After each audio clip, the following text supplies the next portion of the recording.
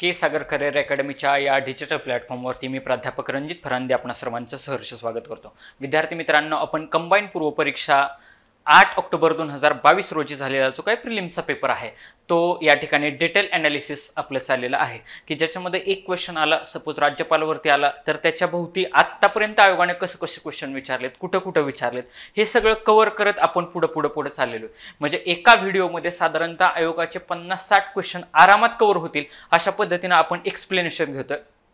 याच्यामध्ये आपण अवांतर असं कोणतेही डिस्कशन करत नाही। याच्या अगोदरच आपण कंबाईनचा जो पूर्व परीक्षेचा 2021चा जो पेपर आहे तो देखील in detail analysis same as it is घेतलेला आहे। 21चा कंबाईनचा पेपर आता चाललाय कंबाईनचा 2022चा पेपर। शिवाय आपण राज्यसेवा पूर्व परीक्षा 2022चा जो प्रिलिम्सचा पेपर आहे तो देखील इन डिटेल ॲनालिसिस मध्ये घेतलेला आहे। शिवाय आपल्याच के सागरच्या YouTube प्लॅटफॉर्मवरती आपण पोलीस भरतीचे देखील जे काही महत्त्वाचे जिल्हे आहेत, जसं की मुंबई असेल, पुणे शहर असेल, नागपूर सिटी असेल, पुणे ग्रामीण असेल, हे महत्त्वाचे पेपर आपण इन डिटेल ॲनालिसिस मध्ये घेतलेले आहेत। तर विद्यार्थी मित्रांनो, थोडा के सागर पब्लिकेशनचा प्रमोशनचा पार्ट असा की आपले के सागर पब्लिकेशनचे वेगवेगळे संदर्भ साहित्य पुस्तक आहेत। याच्यामध्ये महाराष्ट्रातील समाजसुधारक, साहित्यिक, भारतीय विचारवंत व अन्य महनीय व्यक्ती असं के सागर पब्लिकेशनचं पुस्तक आहे। त्याच्यानंतर महाराष्ट्राचा भूगोल प्राध्यापक खतीब सरांचं हे पुस्तक आहे। त्याच्यानंतर आधुनिक भारताचा इतिहास हे इतिहासाचं पुस्तक आहे। त्याच्यानंतर लुसंटचं जे पुस्तक आहे, लुसंटचं पुस्तक हे इंग्लिश आणि हिंदी अशा 2 लँग्वेजमध्ये अवेलेबल आहे। त्याला मराठीमध्ये ट्रान्सलेट करण्याचं काम आपल्या के सागर पब्लिकेशननं केलेलं आहे आणि त्याच्या अंडर के सागर सामान्य विज्ञान, मूळ लेखक प्राध्यापक रविभूषण असं के सागर पब्लिकेशनचं पुस्तक आहे। या पुस्तकाचं वैशिष्ट्य म्हणजे विद्यार्थी मित्रांनो, राज्यसेवा पूर्व परीक्षा 4 जून 2023 रोजीची काय झाली होती त्यातील 22 आउट ऑफ 19 प्रश्न या पुस्तकातील होते आणि 23 जानेवारी 2022 रोजी झालेल्या 23 पैकी 23 प्रश्न याच पुस्तकातील होते। त्याच्यानंतर महाराष्ट्रातील पंचायत राज, नागरी स्थानिक स्वराज्य संस्था, लेखक प्राध्यापक व्ही पाटील। पॉलिटीचं पुस्तक हे के सागर पब्लिकेशनचं अत्यंतिक गाजलेलं पुस्तक आहे आणि याची ही नवीन आवृत्ती आता ज्याच्यामध्ये काही चेंजेस करून खूप चांगल्या पद्धतीची एडिशन ही येते। Polity of India with the special reference to the Maharashtra असं पॉलिटीचं पुस्तक आहे। संपूर्ण बुद्धिमापन, त्याच्यानंतर 87वी आवृत्ती असलेला आपला हा कंबाईनचा ठोकळा आहे, गट ब व गट क संयुक्त पूर्व परीक्षा, ज्याच्यामध्ये 8 पोस्ट आहेत, ज्या PSI, STI, सब रजिस्ट्रार, त्याच्यानंतर एक्साइज इन्स्पेक्टर, तांत्रिक सहाय्यक, टॅक्स असिस्टंट, लिपिक टंकलेखक वगैरे आदी सगळ्या जे काय 8 पोस्ट आहेत ग्रुप बी आणि ग्रुप सी साठी, त्यांच्यासाठी हा कंबाईन असा ठोकळा आहे। याच्यामध्ये अर्थसंकल्प इन्क्लूड आहे, त्याच्यानंतर मानवी विकास अहवाल, त्याच्यानंतर भूक निर्देशांक, जागतिक शांतता निर्देशांक आणि आदी सर्वे याच्यामध्ये इन्क्लूड केलेले आहेत। त्याच्यानंतर समग्र अंकगणित म्हणून देखील आपलं पुस्तक आहे।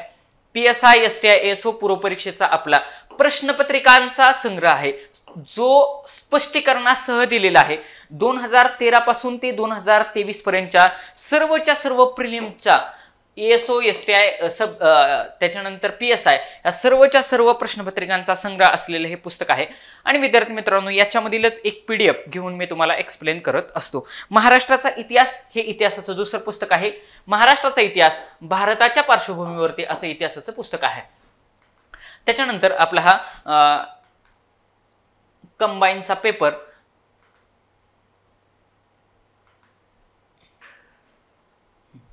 ज्याच्यामध्ये आपण 25व्या क्वेश्चन पर्यंत आलेलो होतो। ओके विद्यार्थी मित्रांनो, आपण पॉलिटीचं सेक्शन घेतोय आणि या पॉलिटीच्या सेक्शन मध्ये जेवढं मला पॉसिबल होईल तेवढं इन डिटेल ॲनालिसिस करण्याचं काम किंवा तुमचे जेवढे आयोगाचा, आता फॉर एक्झाम्पल राज्यपाल टॉपिक मी काल सांगितला, महान्यायवादी, महाधिवक्ता मी टॉपिक सांगितला, त्याच्यानंतर कलम सांगितले, हे जर टॉपिक तुम्ही जर काढून पाहिले, त्याच्यानंतर महत्त्वाच्या कमिट्या आहेत ज्या राज्यघटनेमध्ये वारंवार फिरवून विचारतात, म्हणजे त्याच्यामध्ये सर्व कमिट्या कशा कव्हर होतील अशा अनुषंगानं एकाच क्वेश्चनच्या भोवती आतापर्यंत आयोगानं विचारलेला सर्व सिलेबस कव्हर कसा होईल याच्या माध्यमातून आपण पुढे चाललेलो आहोत। ज्यांना जे रिव्हिजनसाठी आहेत त्यांना तुम्ही जर व्हिडिओ अगदी 1.75 किंवा 2च्या स्पीडनं जरी लावला, 360ला ठेवायचा व्हिडिओची क्वालिटी, तर तुम्ही अत्यंतिक चांगल्या दर्जाची तुमची रिव्हिजन या ठिकाणी होऊ शकते. तर विद्यार्थी मित्रांनो, यावर्षी जो काय कंबाईनचा पेपर होणार आहे, मे बी सप्टेंबरमध्ये होईल किंवा ऑगस्टमध्ये होईल, पण मॅक्सिमम लोक असं बोलतात की सप्टेंबरमध्ये ती एक्झाम होऊ शकते.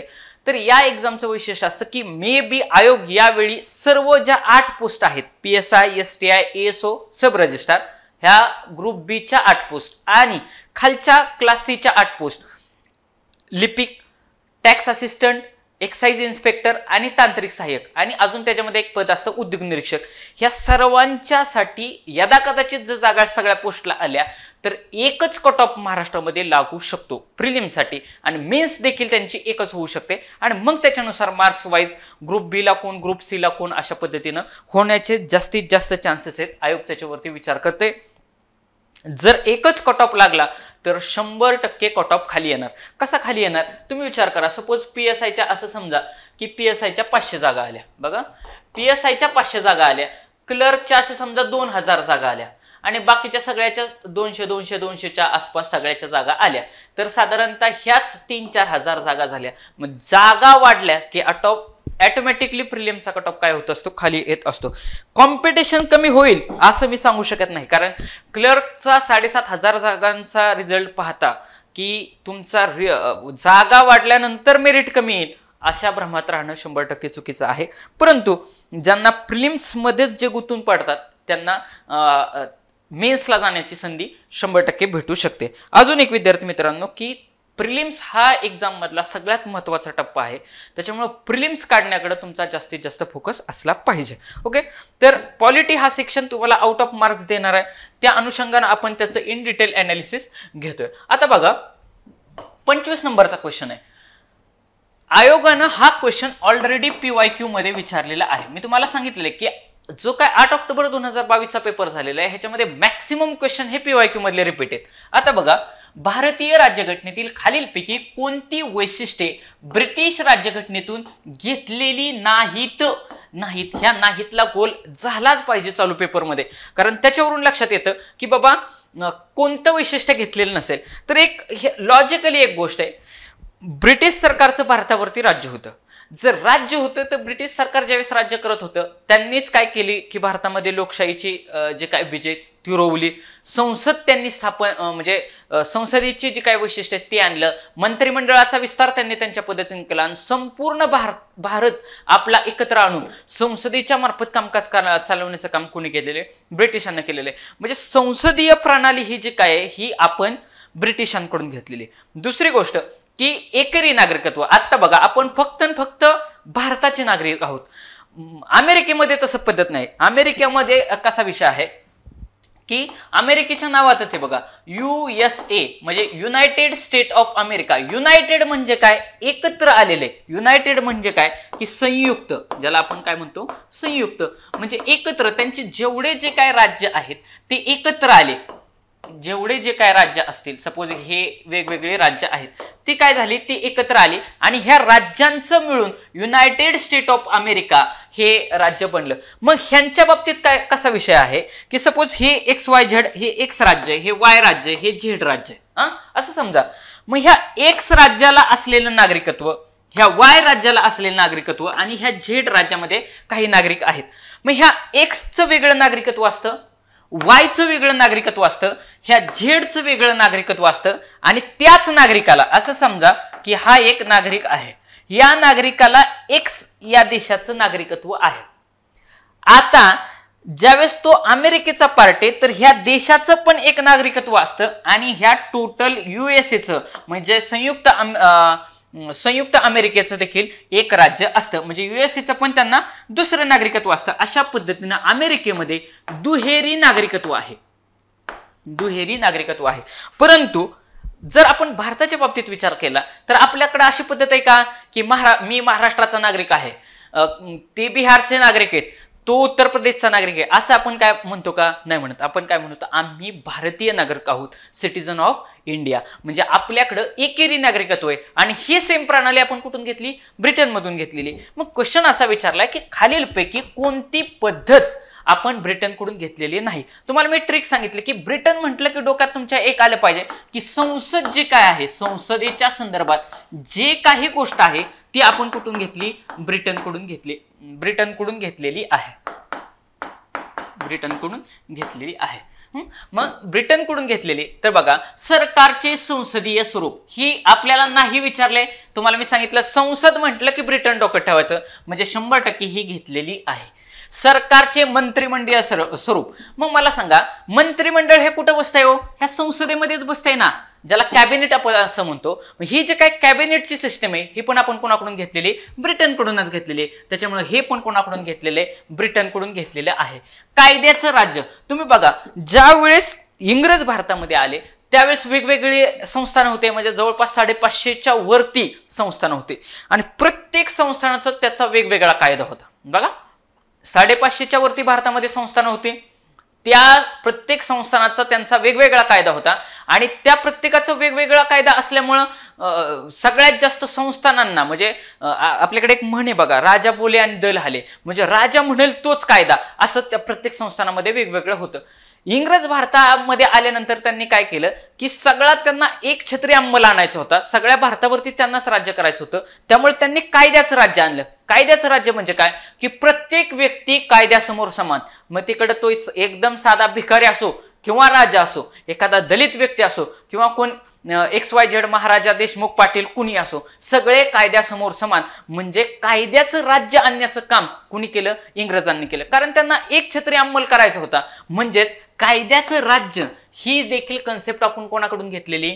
तर ब्रिटिश राजघटनेतून आपण घेतलेली आहे. बघा, म्हणजे ब्रिटनकडून आपण संसद घेतली, संसदेमध्येच मंत्रिमंडळ प्रणाली, ज्याला ह्या मंत्रिमंडळाच्या ऐवजी उद्या आयोग कॅबिनेट असं पण म्हणतं बरं का, कॅबिनेट. बऱ्याच ठिकाणी आपल्याला कॅबिनेट हा वर्ड वापरलेला आढळतो. म्हणजे मंत्रिमंडळ. आपल्याला दोन्ही वर्ड लँग्वेज मधले वर्ड्स माहिती पाहिजे. सरकारचे मंत्रिमंडळावरचे स्वरूप आणि कॅबिनेट हे सेम आहे. मग संसदीय प्रणाली आपण कुठून घेतली आहे? ब्रिटनकडून घेतलेली आहे. कॅबिनेट आपण कुठून घेतलं?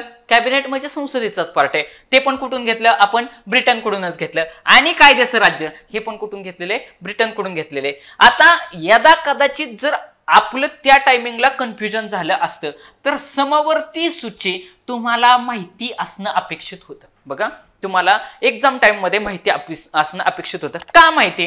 कारण हा समवर्ती सूचीवरती आयोगानं आतापर्यंत 5-6 प्रश्न तरी आरामात विचारले असतील की समवर्ती सूची आपण कुठून घेतली. तर आपल्याला माहिती आहे की ज्यांनी अभ्यास केला असेल त्यांना 100% माहिती असेल की बघा, ज्या ज्या 2-2 गोष्टी आहेत, लक्षात ठेवा, ज्या ज्या 2-2 गोष्टी आहेत त्या आपण ऑस्ट्रेलियाकडून घेतलेल्या. कोणाकडून घेतलेल्या आहेत? ऑस्ट्रेलिया. 2-2 गोष्टी कोणत्या? एक म्हणजे समवर्ती सूची, दोघांच्या मधला असेल. बघा, दोघांच्या मधला असेल तर आपण ऑस्ट्रेलियाकडून घेतले. बघा, समवर्ती सूची आपण ऑस्ट्रेलियाकडून घेतली. समवर्ती सूची. आता समवर्ती सूची ही दोघांच्या मधली कशी? कारण वरच्या बाजूला काय आहे? संघ सूची आहे किंवा त्याला केंद्र सूची असं आपण म्हणतो, आणि इकडे काय आहे? राज्य सूची. जे विषय संघ आणि राज्य या दोघांच्या मधले असतात त्यांना समवर्ती असं म्हणतात, म्हणजे समवर्ती सूची असं म्हणतात. मग ही समवर्ती सूची आपण कुठून घेतली? ऑस्ट्रेलियाकडून घेतली. आपण जर क्वेश्चन कडे गेलो तर आपल्या लक्षात येईल, आपल्याला काय विचारलंय की ब्रिटनकडून कुठलं घेतलेलं नाही. क्वेश्चन काय विचारलंय? ब्रिटनकडून कोणतं घेतलेलं नाही. जर मला सांगा, समवर्ती सूची जी आहे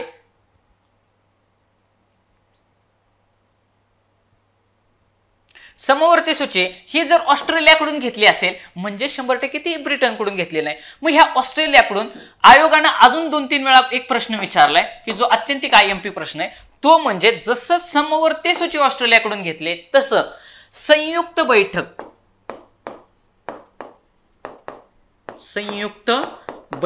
ज्याला जॉईंट सिटिंग असं म्हणतात, भारतीय राज्यघटनेच्या कलम 108 नुसार, कुठल्या कलमानुसार?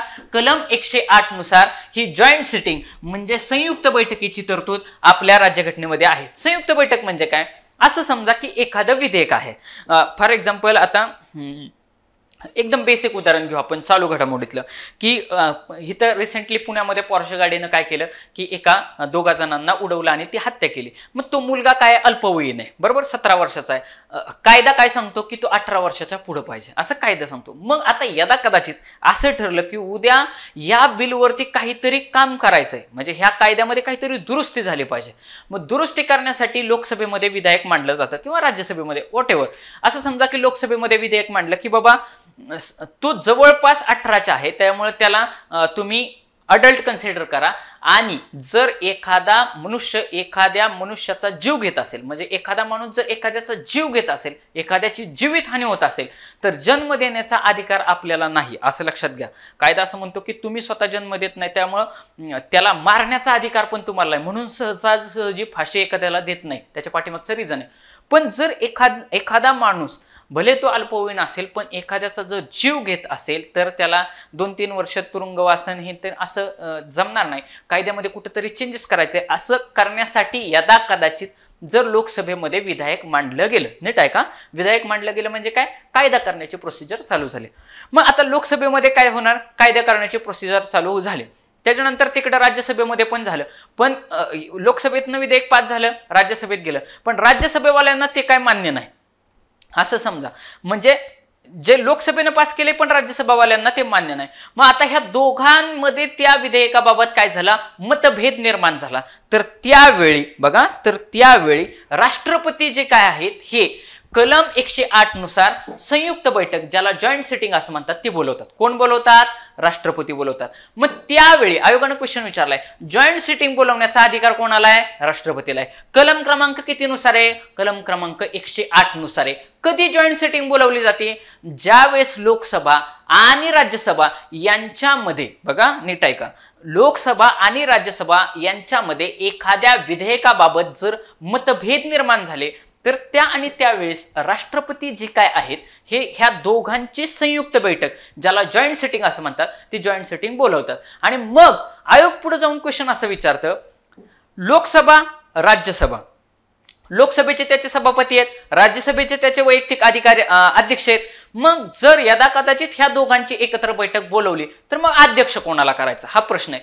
तर जो लोकसभेचा अध्यक्ष असतो, म्हणजे जे लोकसभेचे स्पीकर असतात ते आणि तेच ह्या संयुक्त बैठकीचे म्हणजे जॉईंट सिटिंगचे अध्यक्ष राहतात. म्हणजे याच्यावरती देखील आयोगाने क्वेश्चन विचारलाय की जॉईंट सिटिंगचे अध्यक्ष कोण राहतात, तर जे काही लोकसभेचे स्पीकर असतात किंवा लोकसभेचे अध्यक्ष असतात, काही पण शब्द आयोग वापरतं, लोकसभा अध्यक्ष वापरतं किंवा लोकसभा स्पीकर वापरतं, तर जे काही लोकसभेचे स्पीकर असतात तेच ह्या संयुक्त बैठकीचे काय असतात, अध्यक्ष राहत असतात. मग आता ही संयुक्त बैठकीचे मी तुम्हाला सांगितलं, मग संयुक्त बैठक ही दोघांमधली आहे का, 100% आहे. एका बाजूला कोण आहे, लोकसभा आहे,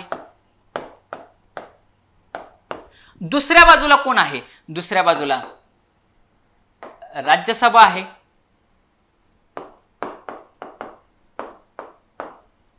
आणि ह्या लोकसभा आणि राज्यसभा या दोघांमधून ही काय केली जाते, संयुक्त बैठक बोलवली जाते. ह्याचा जो अध्यक्ष आहे तो अध्यक्ष कोण असतो, लोकसभेचा स्पीकर असतो. कोण असतो, लोकसभा स्पीकर.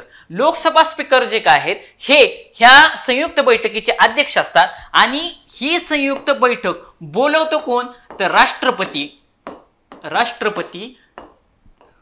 संयुक्त बैठक बोलवतात.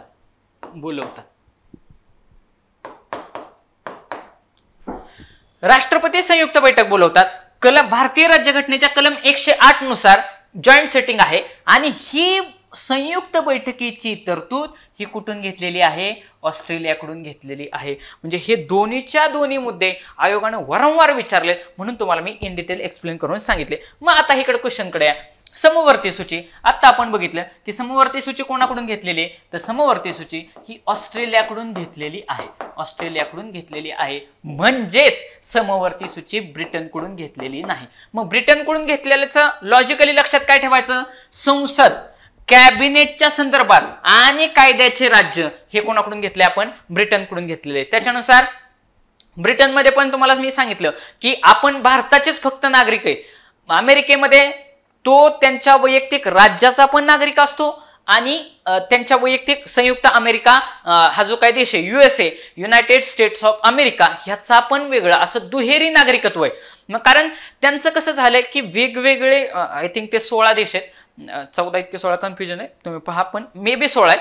तर ते जे काय 16 वेगवेगळे जे राज्य आहेत किंवा देश आहेत ते एकत्र आले, एकत्र येऊन त्यांचा एकत्र United states of America, United म्हणजे संयुक्त युनायटेड स्टेट्स ऑफ अमेरिका बनलं.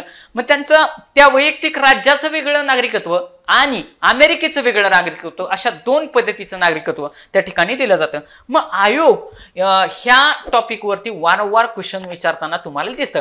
बेसिक एक्झाम असेल तर 100% कोणत्या राज्यघटनेतून, आपण म्हणतो की डॉक्टर बाबासाहेब आंबेडकरांनी जवळपास 52-53 देशांच्या वेगवेगळ्या राज्यघटनेचा अभ्यास केला आणि त्याच्यामधून काय केलं की अभ्यास करून भारतासाठी उपयुक्त अशी राज्यघटना बनवण्याची तरतूद डॉक्टर बाबासाहेब आंबेडकरांनी केली असं आपण पाहतो, वाचतो. मग कोणत्या देशाकडून काय घेतलेले हे आपल्याला माहिती असायला पाहिजे. या हेतून आयोगाने जवळपास, आता जो चार्ट मी एक्सप्लेन करणार आहे तर माझ्या अंदाजानुसार जवळपास 40 ते 50 क्वेश्चन हे घटना निर्मिती प्रक्रियामधल्या या टॉपिकवरती 30 ते 40 क्वेश्चन आरामात आयोगाने विचारले की कोणाकडून काय काय घेतलं. मग 3 टॉपिक तर कुठले कुठले घेतलेत, एक तर हे जोड्या लावायला विचारतात किंवा सरळ सरळ विचारतात, परंतु आतापर्यंत माझा एक्सपिरियन्स असा आहे की जोड्या लावायला शक्यतो विचारलं जातं.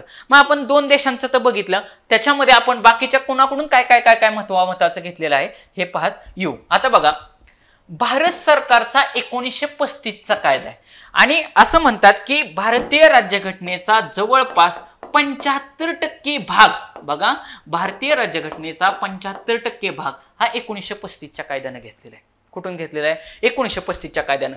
उद्या क्वेश्चन जर असा विचारला जातो, आपल्याकडे 3 कायदे 1909, 1919 आणि 1935 हे सगळे कायदे पण आपण इन डिटेल बघणार आहे. मग 1909चा कायदा, ज्याला मोर्लेमेंटो कायदा असं म्हणतात, 1919चा कायदा मोंटेगो चेम्सफोर्ड कायदा आणि 1935चा कायदा हा भारतीय सुशासन कायदा, काय म्हणतात त्याला? भारतीय सुशासन कायदा. एकदा आयोगाने ह्याची नावं पण विचारलेत, त्याच्यामुळे ऑलरेडी हे काय आहेत? PYQ आहेत, प्रिव्हियस इयर आहेत. 1909च्या कायद्याचं नाव काय? मोर्लेमेंटो. 1919च्या कायद्याचं काय? Montague Chelmsford. आणि 1935च्या कायद्याला काय म्हणतात? एकदा राज्यसभा मेन्सलाच क्वेश्चन विचारलाय, तर भारतीय सुशासन कायदा. एकदा माझ्या मित्राला इंटरव्ह्यू मध्ये क्वेश्चन विचारलाय, 1935च्या कायद्याचं नाव काय? भारतीय सुशासन कायदा. मग ह्या 1935च्या कायद्याचं विद्यार्थी मित्रांनो वैशिष्ट्य असं की जे भारतीय राज्यघटना तयार केलेली, या भारतीय राज्यघटनेतील जवळपास 75% भाग हा या राज्यघटनेतनं 1935च्या कायद्यातनं घेतलेला आहे. मग 1935च्या कायद्यातनं आपण काय काय घेतलं? फेडरल शासन पद्धती, राज्यपालाचे पद, ज्याला कार्यालय किंवा त्याला पद असं म्हणतात, राज्यपालाचे पद. बघा नीट लक्षात घ्यायचं, हिथं आयोगानं क्वेश्चन विचारलेला आहे. राज्यपाल हा केंद्राचा एक व्यक्ती आहे किंवा केंद्र राज्यपालाची नेमणूक करते, ही तरतूद वेगळीकडून घेतलेली आणि राज्यपालाचं पद हे वेगळीकडून घेतलेले. हिथं गल्लत करायचे नाही. राज्यपालाचं जे काय पद आहे हे 1935च्या कायद्याने घेतलेलं आहे. न्यायमंडळ, त्याच्यानंतर महत्वाचा आहे लोकसेवा आयोग. आपला जो काय लोकसेवा आयोग आहे, जसं की UPSC आहे, मग UPSC ही कुठून घेतलेले? UPSC. त्याच्यानंतर RBI ची स्थापना, आपल्याला माहिती आहे रिझर्व्ह बँक ऑफ इंडियाची स्थापना कुठं झालेली? 1935च्या अधिनियमानुसार झालेली आहे. मग UPSC जे काय आहे, RBI आहे, हे कुठून घेतलेली? 1935च्या कायद्याने घेतलेली. इथं RBI पण मी लिहून ठेवतो, आयोगाने क्वेश्चन इथं विचारलेला आहे. UPSC म्हणजे लोकसेवा आयोग कुठून घेतलेला आहे? 1935च्या कायद्याने घेतलेलं आहे. त्याच्यानंतर आणीबाणी ही पण कुठून घेतलेली आहे? 1935च्या कायद्यावरून घेतलेली. मग विद्यार्थ्यांचं कन्फ्युजन होतं की 1935 मध्ये आणीबाणी घेतलेले, तर मग जर्मनीकडून काय घेतलेले? तर नीट लक्षात घ्या, जर्मनीकडून जे काय आपण घेतलेलं आहे या ठिकाणी फसायचं नाही. जर्मनीचं जे काय वायमर प्रशासन आहे, काही वेळेस फक्त आयोग जर्मनीच देतं. बघा, जर्मनीच्या वायमर प्रजासत्ताकडून आपण आणीबाणीच्या काळामध्ये मूलभूत हक्क जाणार नाहीत, म्हणजे त्यांचं निलंबन होणार नाही. आणीबाणीच्या काळामध्ये मूलभूत हक्कांचे निलंबन होणार नाही हे आपण कुठून घेतलंय? जर्मनीच्या वायमर प्रशासकाकडून. आता परत इकडे येऊ. आपल्याला काय पॉइंट होता? आणीबाणी जर नसती म्हटले, बघा आणीबाणी आपल्याकडे 3 पद्धतीच्या आणीबाणी आहेत. मी पाठीमागच तुम्हाला सांगितलेले 352, 356, 360. 352 म्हटलं की नॅशनल इमर्जन्सी, ज्याला राष्ट्रीय आणीबाणी असं म्हणायचं. 356 म्हटलं की राज्य आणीबाणी किंवा राष्ट्रपती राजवट. 360 म्हटलं की आर्थिक आणीबाणी, फायनान्शियल इमर्जन्सी. आणि आतापर्यंत भारतामध्ये कलम क्रमांक 360 अंडर एकदाही आर्थिक आणीबाणी लागलेली नाही. आणि सगळ्यात जास्त वापर हा 356 झाल्या. अशा 3 आणीबाणी आहेत. आणीबाणी टॉपिक वरती आयोग वारंवार क्वेश्चन विचारत असतं. मग ह्या ज्या काय आणीबाणी आहेत त्या कुठून घेतल्या? तर 1935च्या कायद्यातून घेतलेल्या आहे. परंतु आणीबाणीच्या काळामध्ये तुमचे जे प्रत्येक नागरिकाचे आपले मूलभूत हक्क आहेत, आपण भाग क्रमांक 3 मध्ये आपले कलम क्रमांक 14 ते 32 पर्यंत आपल्याला जे काही मूलभूत हक्क लाभलेले आहेत, ह्या मूलभूत हक्कांचं निलंबन होणार नाही हे जर्मनीच्या वायमर प्रशासकाकडून आपण घेतलेले आणि ऑलरेडी आयोगानं या ठिकाणी क्वेश्चन विचारलेला आहे. म्हणजे मूलभूत हक्कांचे निलंबन आणीबाणीच्या काळामध्ये होणार नाही हे जर्मनीच्या वायमर प्रशासकाकडून घेतलेले आणि 1935च्या कायद्यातून काय घेतलेली? आणीबाणी घेतलेली आहे. ओके, हे मुद्दे लक्षात ठेवायचे. सगळ्यावरती जवळपास 30 ते 40 क्वेश्चन या ठिकाणी या टॉपिकला विचारले आहेत, त्यामुळे आपण इन डिटेल घेतोय. त्याच्यानंतर ब्रिटिश राज्यघटना आत्ताच आपण बघितली. संसदीय शासन प्रणाली, कायद्याचे राज्य, कायदे मंडळ मध्येच कायदा येतोय का नाही? संसद कशासाठी असते? कायदे तयार करण्यासाठी. झाले का सगळे पॉइंट कव्हर? कायदे मंडळ म्हणजेच कायदा तयार करण्यासाठी मंडळ. कायद्याचे राज्य कशासाठी? कायदे मंडळातून काय तयार होणार आहे? कायदा होणार आहे. तो कुठे तयार केला जाणार आहे? संसदेमध्ये तयार केला जाणार आहे. आणि त्याच्यामध्ये तयार काय होणार आहे? कायद्याचं राज्य आणण्यासाठी आपण कायदा तयार करत असतो. झाले का सगळे पॉइंट तयार? आता हे तयार करण्यासाठी कॅबिनेट आपल्याला आवश्यक आहे, ज्याला मंत्रिमंडळ असं म्हणतात. ते पण कुठून घेतलं असेल? ब्रिटनकडून घेतलं असेल. त्याच्यानंतर बघा द्विगृही कायदे मंडळ. द्विगृही म्हणजे कसे? द्वि म्हणजे 2. कोणते कोणते 2 गृह आहेत आपले? संसदेमध्ये 2 गृह आहेत ना, लोकसभा आणि राज्यसभा. लोकसभा आणि राज्यसभा. मग लोकसभा आणि राज्यसभा असले द्विगृही असलेले कायदे मंडळ. कायदे मंडळ शब्द आला का नाही? कायदे मंडळ. इथं पण कायदे मंडळ आहे का नाही? संसद म्हणजेच काय? एक प्रकारचं कायदे करण्याचं मंडळच आहे. इथं बघा संसदीय विशेषाधिकार, म्हणजे जिथं जिथं तुम्हाला संसद, कायदा असे शब्द दिसतील का नाही, त्या ठिकाणी 100% कुणाकडून घेतले? ब्रिटनकडून घेतलेले. विधी प्रक्रिया, विधीलाच समानार्थी शब्द काय आहे? कायदा आहे. म्हणजे विधी करण्याची म्हणजे कायदा करण्याची प्रक्रिया कुठून घेतले? ब्रिटनकडून घेतलेले. रिट्स काढण्याचा जो काय अधिकार आहे, रिट्स म्हणजे राष्ट्रपती रिट्स काढत असतात. मग हा पण एक प्रकारचा काय? कायदाच आहे. रिट्स म्हणजे पण काय असतो? कायदाच असतो. रिट्स म्हणजे पण काय असतो? कायदाच असतो. मग रिट्स काढण्याचा राष्ट्रपतीचा जो काही विशेष अधिकार आहे, म्हणजे रिट्स काढण्याचा अधिकार हा पण कुठून घेतलेला आहे? ब्रिटनकडूनच घेतलेला आहे. आणि सगळ्यात महत्वाचं म्हणजे आपण फक्त आपण म्हणतो की नाही मी भारताचा नागरिक आहे, म्हणजे आपलं नागरिकत्व कसं आहे? एकेरी नागरिकत्व आहे. आणि एकेरी नागरिकत्व हे पण कुठून घेतलेले? ब्रिटनकडून घेतलेलं आहे. अमेरिकेमध्ये दुहेरी नागरिकत्व आहे, एवढं लक्षात ठेवायचं. बघा अमेरिकेमध्ये दुहेरी नागरिकत्व आहे हे या ठिकाणी लक्षात ठेवायचं. म्हणजे आलं लक्षात ब्रिटनकडून काय काय घेतलं. आता बघा मेन 3 पॉइंट आहेत आपल्याकडं. बघा 3 पॉइंट कुठले कुठले?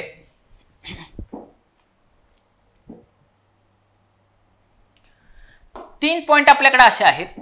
भाग 3 मध्ये आपल्याला मूलभूत हक्क दिलेले आहेत. भाग 3 मध्ये मूलभूत हक्क दिलेले आहेत. भाग 4 मध्ये मार्गदर्शक तत्वे दिलेले आहेत. मार्गदर्शक तत्वे दिलेली आहेत. आणि भाग 5 मध्ये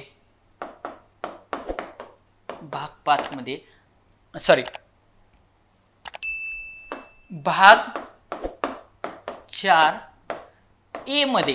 4A मध्ये आपल्याला मूलभूत कर्तव्य दिलेली आहेत. मूलभूत कर्तव्य दिलेली आहे. आणि आयोग काय करतं? ह्या सगळ्या पॉइंट वरती पण आयोगाला क्वेश्चन विचारला. भाग 3 मध्ये काय आहे? मूलभूत हक्क आहे. भाग 4 मध्ये काय आहे? मार्गदर्शक तत्वे आहेत. आणि भाग 4A मध्ये काय आहे? तर मूलभूत कर्तव्य आहेत. याच्यावरती पण आयोगानं क्वेश्चन विचारले, कुठल्या भागामध्ये काय आहे. ह्या तिन्हीच्या तिन्ही भाग ऑलरेडी आयोगानं वारंवार क्वेश्चन मध्ये विचारलेले आहेत. मग आता ह्या भागांचं वैशिष्ट्य काय, हे मूलभूत हक्क जे काय आहेत हे अमेरिकेकडून घेतलेले. कुणाकडून घेतलेले, अमेरिका. आणि तिथं आयोग काय करतं, युनायटेड स्टेट्स ऑफ अमेरिका, असं नीट लक्षात ठेवायचं. United states of America, USA असंच असलं पाहिजे. कारण USR म्हटलं की रशिया होतं. काय होतं, USR म्हटलं की रशिया होतं. त्यानंतर मार्गदर्शक तत्वे जे काय आहेत ही आयर्लंडकडून घेतलेले आहेत. कुणाकडून घेतलेले, आयर्लंडकडून घेतलेले. आणि मूलभूत कर्तव्य जे काय आहेत ही रशियाकडून घेतलेले, USR, United state of Russia किंवा फक्त रशिया असं जरी म्हटलं तरी चालेल. म्हणजे मूलभूत कर्तव्य आपल्यामध्ये किती कर्तव्य आहेत, 11 कर्तव्य आहेत. किती, 11. आपल्याकडे भारतीय राज्यघटनेमध्ये 11 कर्तव्य आहेत. भारतीय राज्यघटनेच्या भाग 4A मध्ये मूलभूत कर्तव्य आपली सांगितलेली आहेत. मग मार्गदर्शक तत्वे आयर्लंडकडून घेतलेत, मूलभूत हक्क अमेरिकेकडून घेतलेले आणि मूलभूत कर्तव्य रशियाकडून घेतलेत, मूलभूत हक्क अमेरिकेकडून घेतले, मार्गदर्शक तत्वे आयर्लंडकडून घेतलेले. आणि विद्यार्थी मित्रांनो, एवढ्या वेळा ह्या फक्त 3 लाईनवरती एवढ्या वेळा क्वेश्चन विचारलेत की तुम्ही विचारू नका. तुम्ही वाटलंच तर तुमच्याकडे जो काय 21,000 काय वोटेवर 20,000 25,000 जो क्वेश्चन सेट असेल तुम्ही काढून बघा. आणि ह्याच्यावरती जवळपास 7-8-10 वेळा ह्या 3 लाईनवरती क्वेश्चन असतो म्हणजे असतो. मग आता परत आपण आपल्या इकडे येऊ. बघा, आता मी तुम्हाला आत्ताच सांगितलं आयर्लंडकडून काय काय घेतले, मार्गदर्शक तत्वे. अत्यंतिक IMP पॉइंट आहे. मार्गदर्शक तत्वे आपण आयर्लंडकडून घेतलेले. राज्यसभेकरता सदस्यांचे नामांकन. काय हे सदस्यांचं नामांकन आहे, तर बघा, राष्ट्रपती जे काय आहेत, राष्ट्रपती राज्यसभेवरती, कुठं, राज्यसभेवरती 12 लोकांचे नामांकन करत असतो. 12 लोकांचे. कुठल्या, तर class LASS, literature, art, science and social science. परत एकदा, लास म्हणजे काय, लिटरेचर म्हणजे साहित्य, ए म्हणजे आर्ट्स म्हणजे कला, सायन्स म्हणजे विज्ञान आणि सोशल सायन्स म्हणजे समाजशास्त्र. या 4 कॅटेगरीतल्या 12 लोकांची नेमणूक राष्ट्रपती कुठं करत असतो, राज्यसभेवरती करत असतो. आणि तिकडं राज्यपाल जो काय, राज्यपाल हा विधान परिषदेवरती करत असतो. विधान परिषदेवरती. मग विधान परिषदेवरती जो करतो तो क्लास करतो. क्लास म्हणजे काय, ह्याच्यामध्ये कॉपरेटिव्ह सोसायटी म्हणजे ज्याला सहकारी संस्था असं म्हणतात. बाकी लास तर तेच आहे, literature, arts, science and social science. Literature म्हणजे साहित्य, आर्ट्स म्हणजे कला, यस म्हणजे सायन्स म्हणजे विज्ञान आणि सोशल सायन्स म्हणजे सामाजिक शास्त्र किंवा समाजशास्त्र. आणि सी फॉर कॉपरेटिव्ह सोसायटी म्हणजे ज्याला सहकारी संस्था असं म्हणतात. आपण आपल्याकडे सहकारी साखर कारखाने, सहकारी ताग गिरण्या, असं वेगवेगळ्या, सहकारी कापूस गिरण्या, असं वेगवेगळं आपल्याकडे आहे ना सहकारी तत्वावरती चालणार. तर ह्या आयर्लंडकडून काय घेतलेले, तर ह्या राज्यसभेवरती बघा, राज्यसभेवरती सदस्यांचं जे काय मानांकन होणार आहे, जे कोण करणार आहे, राष्ट्रपती करणार आहेत. बघा, इथं सगळीकडे आयोगानं क्वेश्चन विचारलेत. राज्यसभेवरती सदस्यांचं जे काही मानांकन राष्ट्रपती करणार आहेत, किती, 12 जणांच्या. कुठल्या ग्रुपमधून, लास्ट ग्रुपमधून. Literature, art, science and social science. ही पद्धत आपण कुठून घेतलेली, आयर्लंडकडून घेतलेली आहे. विद्यार्थी मित्रांनो, हा सांगण्याचा भाग कसा की आपल्याला आपली राज्यघटना कुठून कशी घेतलेली आहे ते कळायला पाहिजे. मग आता बघा, नीट एक गोष्ट तुम्ही एक ऑब्झर्व केली तर हे तर तुम्हाला मी सांगितलं होतं की 1935च्या कायद्यातनं राज्यपालाचं पद घेतले. बघा, 1935च्या कायद्यानं राज्यपालाचं पद घेतले. पण राज्यपाल हा केंद्राचा व्यक्ती आहे किंवा केंद्र शासन म्हणजेच राष्ट्रपती राज्यपालाची खाली राज्यामध्ये नेमणूक करतात. हे कॅनडाकडून घेतलेले. कुठून घेतलेले, कॅनडाकडून घेतलेले. मग बघा, कॅनडाचं ते महत्वाचं वैशिष्ट्य आहे.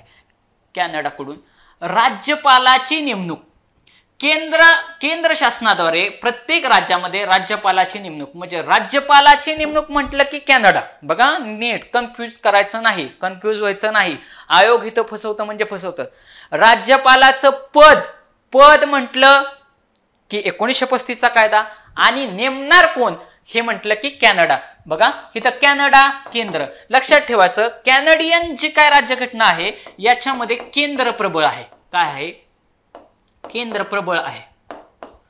केंद्र प्रबळ आहे म्हणजे सगळ्यात जास्त पॉवर ही केंद्राला दिलेली. मग राज्यपाल ज्यावेळेस खाली केंद्र शासन काय करतं, खाली राज्यामध्ये त्यांचा होल्ड ठेवण्यासाठी खाली राज्यामध्ये राज्यपाल नेमतंय. म्हणजे ऑटोमॅटिकली केंद्राचं वर्चस्व राज्यावरती राहतंय ह्या राज्यपालाच्या मार्फत. म्हणजेच केंद्र प्रबळ होते. आणि केंद्र प्रबळ ही कन्सेप्ट आपण कुठून घेतलेली आहे, कॅनडाकडून घेतलेली. बघा, केंद्र प्रबळ राहिलं पाहिजे, केंद्राकडे जास्तीत जास्त सत्ता राहिली पाहिजे, ही आपण कुठून घेतले, कॅनडेकडून घेतलेले. म्हणजेच राज्यपालाची नेमणूक कोणाकडून घेतले असली पाहिजे, लॉजिकली विचार करायचा, राज्यपालाची नेमणूक ही आपण कॅनडाकडून घेतलेली असावी. ओके, पुढचं आयर्लंडचं आपण बघत होतो. आयर्लंड मधून बघितलं आपण की बाबा मार्गदर्शक तत्वे घेतले, राज्यसभेवरती काही लोक नेमायचे ते पण आपण कुठून घेतले, आयर्लंडकडून घेतले. त्याचबरोबर राष्ट्रपतीची जी काय निवडणुकीची पद्धत आहे, बघा राष्ट्रपतीच्या निवडणूक नाही, निवडणूक वेगळं, ते त्या दिवशी सांगितलं 324 कलम अंडर आपल्याकडं इलेक्शन कमिशन ऑफ इंडिया, ज्याला भारतीय निवडणूक आयोग आहे आपल्याकडं, आणि खाली राज्यामध्ये 243 के नुसार राज्य निवडणूक आहे, बरोबर का, राज्य निवडणूक आयोग आहे. पण ही जी राष्ट्रपतीच्या निवडणुकीची पद्धत आहे, राष्ट्रपती कशा आपल्याकडे बघा, राष्ट्रपती ज्याला एकल संक्रमण पद्धतीद्वारे राष्ट्रपतीची निवडणूक आपल्याकडे घेतली जाते. मग ही जी काही एकल संक्रमण पद्धत आहे निवडणुकीची, ही राष्ट्रपतीच्या निवडणुकीची एकल संक्रमण पद्धत आपण कुठून घेतली, तर आयर्लंडकडून घेतलेली आहे. ओके, ऑस्ट्रेलियाची राज्यघटना. मग ऑस्ट्रेलियाची राज्यघटना आपण बघितलं, मग अशीच तुम्हाला सांगितलं, ऑस्ट्रेलियाची राज्यघटना म्हटलं की जे मधलं आहे समवर्ती सूची, संघ सूची, राज्य सूची आणि मधली असते ती म्हणजे समवर्ती सूची. तर ही समवर्ती सूची आपण कुठून घेतलेली, ऑस्ट्रेलियाकडून घेतलेली.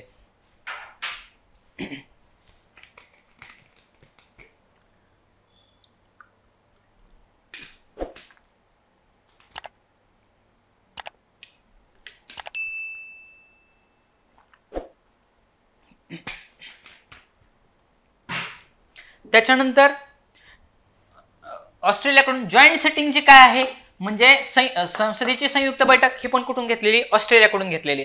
व्यापाराचे स्वातंत्र्य आणि आंतरराज्य व्यापार, वाणिज्य व आंतरराज्य व्यापार, म्हणजे व्यापाराच्या संदर्भात काय जे काय आहे ते पण कुठून घेतलेलं आहे, ऑस्ट्रेलियाकडून घेतलेलं आहे. व्यापाराचे स्वातंत्र्य, वाणिज्य व आंतरराज्य, आंतरराज्य म्हणजे काय, केरळकडून आपण मसाले घेतले, आपल्याकडं मुंबईमध्ये तयार झालेलं कापड आपण कर्नाटकवाल्यांना विकलं, वटेवर असं जे काय, किंवा कलकत्त्यावरून आपण मासे आणले, गुजरातमधून काहीतरी वस्तू आणल्या, म्हणजे हे जे काय आंतरराज्य व्यापार चालणार आहे हे पण कुठून घेतलेली, आपण ऑस्ट्रेलियाकडून तरतूद घेतलेली आहे. त्याच्यानंतर संयुक्त संस्थाने म्हणजे USA, United states of America, United states of America, तुम्हाला सांगितलं मूलभूत हक्क कुठून घेतलेत, युनायटेड स्टेट्स ऑफ अमेरिकेकडून घेतलेले. आणि अमेरिकेचं एक वैशिष्ट्य असं की अमेरिकेचं जे न्यायालय आहे ना ते लय जोरात आहे, म्हणजे त्यांचे कायदे एवढे स्ट्रिक्ट आहेत, म्हणजे न्यायालयाच्या संदर्भात ते सगळ्यात टॉपला आहेत. त्याच्यामुळं न्यायालयाच्या संदर्भात जेवढ्या काही तरतुदी घेतल्या असतील त्या 100% अमेरिकेकडून घेतल्यात, ह्या लॉजिकनं चालायचं. म्हणजे एक लॉजिक मी तुम्हाला काय सांगितलं की संसदीय प्रणाली आहे, कायदा असे जो शब्द येत असतील, कायदे मंडळ येत असेल, संसद येत असेल, संसदीय प्रणाली येत असेल, कॅबिनेट प्रणाली येत असेल, सगळे कुठून घेतले, ब्रिटनकडून घेतले.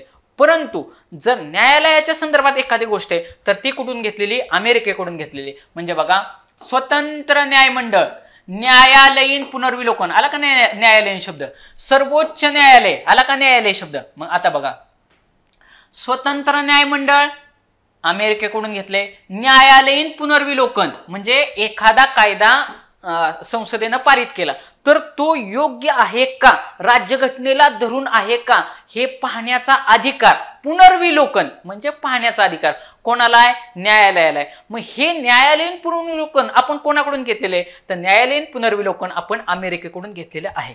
सर्वोच्च न्यायालयाच्या न्यायाधीशाला पदच्युत करणे म्हणजे सर्वोच्च न्यायालयाचा न्यायाधीशाला काढून टाकणे, हे पण कुठून घेतलेले, आपण अमेरिकेकडून घेतलेलं आहे. म्हणजे बघा, न्यायमंडळ, न्यायालय आहे का नाही, न्यायालय शब्द.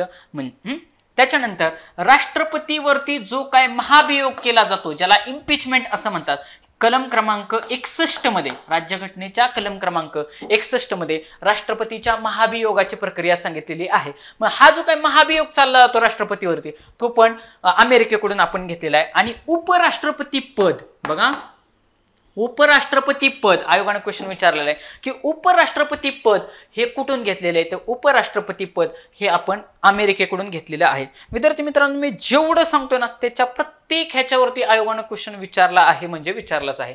त्याच्यानंतर कॅनडा म्हटलं की प्रबळ केंद्र, तुम्हाला मी सांगितलं का प्रबळ केंद्र प्रबळ आहे, हे आपण कॅनडाकडून घेतले की त्याच्यामुळं सगळे अधिकार वाटले, राज्यांना अधिकार वाटले, केंद्राला अधिकार वाटले, केंद्र आणि राज्य ह्या दोघांमधले अधिकार ठरवले आणि आता काही अधिकार उरले म्हणजे शेष राहिले किंवा उरले.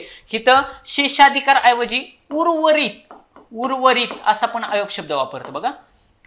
मग दोघांमध्ये केंद्राला वाटलं, राज्याला वाटलं आणि काही अधिकार शिल्लक राहिले, तर हे उरलेले जे काही अधिकार आहेत, उर्वरित अधिकार, हे पण कॅनडाकडून आपण घेतलेले आहे. म्हणजे शेषाधिकार किंवा उर्वरित अधिकार हे केंद्राकडे राहतील, हे पण आपण कुठून घेतले, कॅनडाकडून घेतले. त्याच्यानंतर केंद्र शासनाद्वारे राज्याच्या राज्यपालाची नेमणूक, हे पाहिलेच आपण. सर्वोच्च न्यायालयाचे सल्लादायी कार्य, हा क्वेश्चन आयोगाने विचारलेला आहे बरं का, की सर्वोच्च न्यायालयाचं सल्लादायी कार्य म्हणजे सल्लागार कार्य, सर्वोच्च न्यायालयाचे सल्लादायी कार्य आपण कुठून घेतले, कॅनडाकडून. मग कॅनडा म्हटलं की केंद्र प्रबळ राहिलं पाहिजे अशा सगळ्या घटना, म्हणजे बघा ब्रिटन म्हटलं की संसदीय प्रणाली, कॅबिनेट मिशन. अमेरिका म्हटलं की न्यायमंडळाच्या संदर्भात सगळ्या गोष्टी, मूलभूत हक्क. त्याच्यानंतर कॅनडा म्हटलं की केंद्र प्रबळ राहिलं पाहिजे आणि केंद्राद्वारेच राज्यपालाची नेमणूक आणि सर्वोच्च न्यायालयाचा सल्लादायी क्षेत्र जे काय आहे हे आपण कॅनडाकडून घेतलेलं आहे.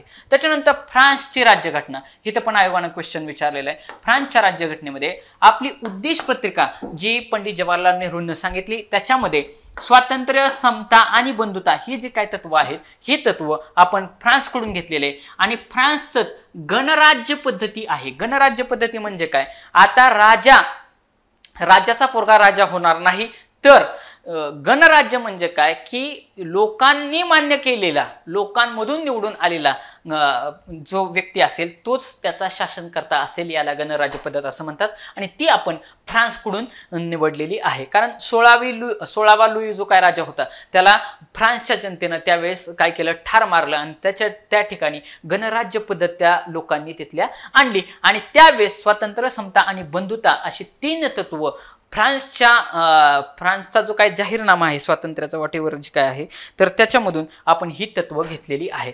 त्याच्यानंतर आयोगाने बऱ्याच वेळा विचारलेला क्वेश्चन की जो सगळ्यात जास्त IMP आहे, VIMP आहे, हा पण क्वेश्चन VIMP आहे. दक्षिण आफ्रिका, तर दक्षिण आफ्रिकेकडून आपण घटना दुरुस्तीची प्रक्रिया घेतलेली आहे. बघा जे काय आपण राज्यघटनेमध्ये घटना दुरुस्ती करतो, कलम क्रमांक 368 नुसार, बघा कलम क्रमांक 368 नुसार एखाद्या घटनेमध्ये घटना दुरुस्ती करण्याचं काम, म्हणजे त्यावेळेस घटनेमध्ये काही घटना काहीतरी लिहिली होती, परंतु कालानुरूप त्याच्यामध्ये बदल करणं आवश्यक आहे. मग ही जे काय घटनेमध्ये आपण जे काय थोडे बदल करत असतो, तर हे बदल करण्याची घटना दुरुस्तीची पद्धत कलम क्रमांक 368 नुसार आपण दक्षिण आफ्रिकेकडून घेतलेली आहे. आणि राज्यसभेच्या सदस्यत्वासाठी निवडणूक, बघा ही आपण कुठून घेतलेली, दक्षिण आफ्रिकेकडून घेतलेली. आणि विद्यार्थी कन्फ्यूज कुठं होतात, हिथं काय सांगितलंय, राज्यसभा जी काय तिच्या सदस्यासाठी निवडणूक, म्हणजे राज्यसभेचे जे काय मेंबर आहेत ते निवडले जाणार कसे, ही पद्धत घेतली आपण दक्षिण आफ्रिकेकडून. आणि राज्यसभेवरती बघा,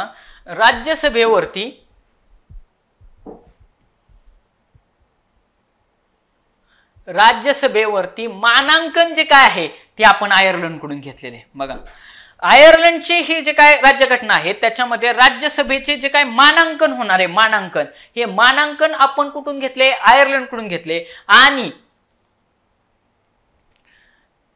दक्षिण आफ्रिकेकडून राज्यसभेचे जे सदस्य आहेत त्यांची निवडणूक, म्हणजे नामांकन सोडून, म्हणजे राष्ट्रपती ज्यांच्या नेमणूक करणार आहेत ते सोडून राहिलेली जी राज्यसभा तयार झालेली सदस्यांची, ती आपण दक्षिण आफ्रिकेकडून घेतलेली आहे. त्याच्यानंतर सोव्हिएत युनियन राज्यघटना, सोव्हिएत युनियनलाच आपण काय म्हणतो, रशिया असं म्हणतो, रशिया. आयोग हे शब्द फिरून फिरून विचारतं. सोव्हिएत युनियन, ज्याला रशिया किंवा USR असं म्हणतो, मूलभूत कर्तव्य आपण त्यांच्याकडून घेतलेले आहेत. जर्मन वायमर प्रशासन सांगितले.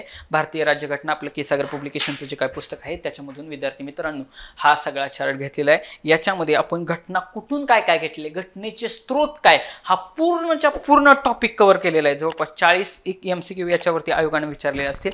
तुम्हाला हे जर व्हिडिओ आवडले तर नक्की लाईक करा, शेअर करा, सबस्क्राईब करा. धन्यवाद.